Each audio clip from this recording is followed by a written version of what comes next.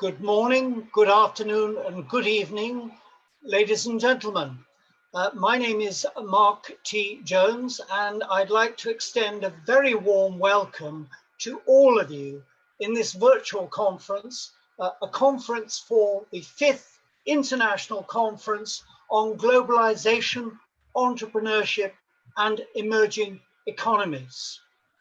It seems extraordinary to me to think that a year ago, this conference was being held in Dhaka in Bangladesh. And some of you who are participating today were out in Bangladesh enjoying an extraordinarily stimulating conference.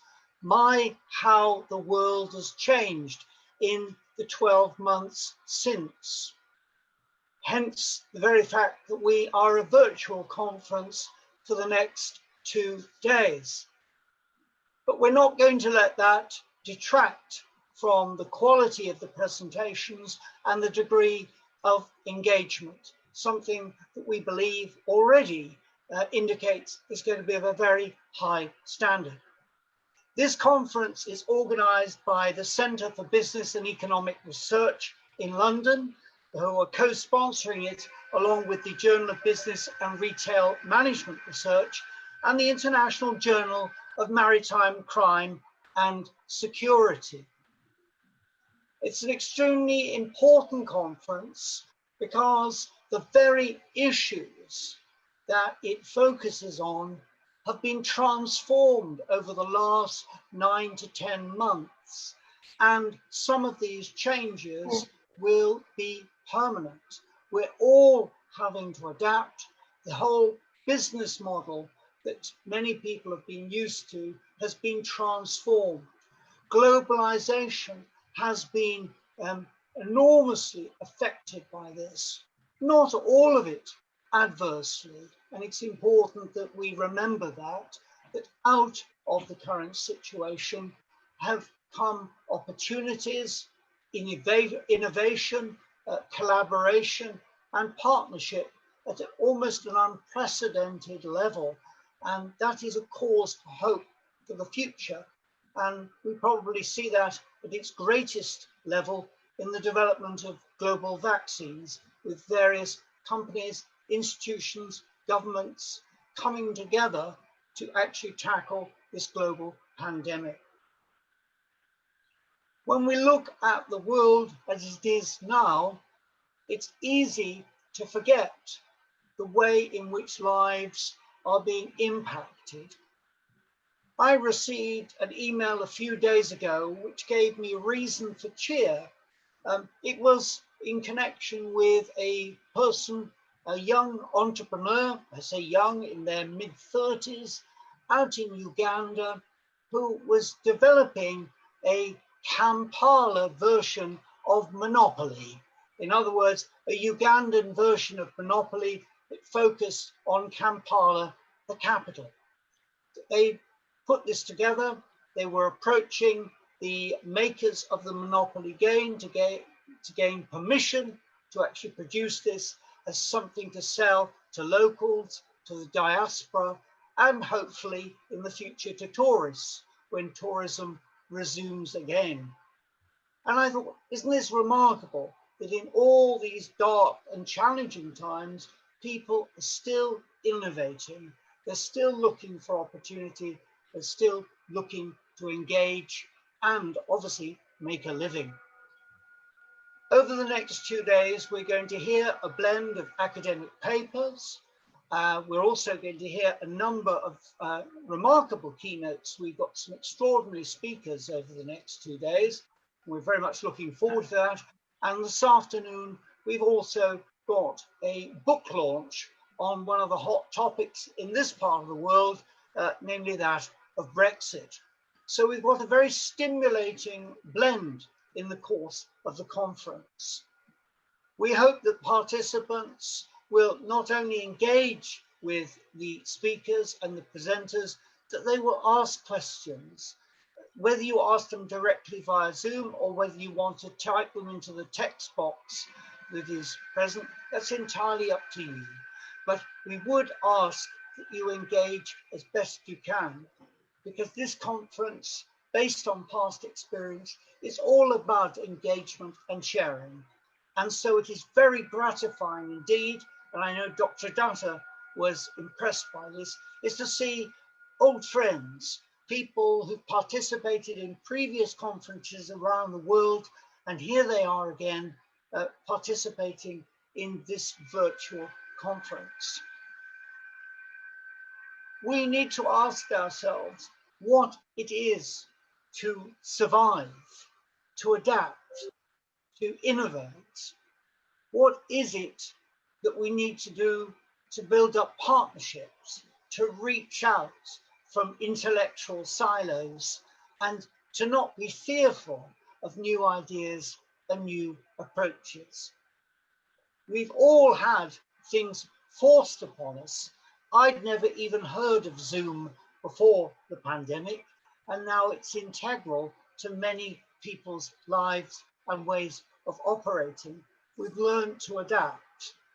Whether we thrive from it, only time will tell, but remarkable things can happen. We need to ask questions about what entrepreneurship is and what it is that we share, teach, and shed light on for others. How do we provide the scaffolding for entrepreneurs? Where is the funding coming from for entrepreneurs? What are the case studies that we, if we're academics, use? Are they relevant? Are they pertinent? Are they germane to the current landscape? I have a feeling that many of us, post the pandemic, will probably start to focus on many different case studies in the course of our teaching and our academic endeavors, because things are being done very, very differently indeed. We hope that you will take an interest in the stable of the journals of the Centre for Business and Economic Research. Some of the papers from this conference are being submitted to the journals, and obviously they will undergo the same robust processes which will decide whether they're accepted or not. But please do explore the journals of the Centre for Business and Economic Research. We will be, at the end of each session, asking you to basically help select the best paper for best tracks, and there will be an opportunity at the end for the best paper for the conference. So please be aware of that we want to engage and we want to celebrate excellence. And we extend not just a warm welcome, but a word of thanks to all of you. Seeing my friend Professor Warren Matthews in the USA, to think of the time of night it is now, and yet there he is, a stalwart supporter of our conferences and always a high caliber contributor. It is wonderful to see how truly international this conference is. And if anything good has come out of this pandemic, it is the need to raise our sights, look further afield, and to form partnerships in various ways which can allow mutual growth, mutual development. So let us prepare for that. Let us prepare for new ideas, to challenges. We will hear things today that we've not heard before, things that are being presented in ways that we've not heard before. Let us be open to these ideas.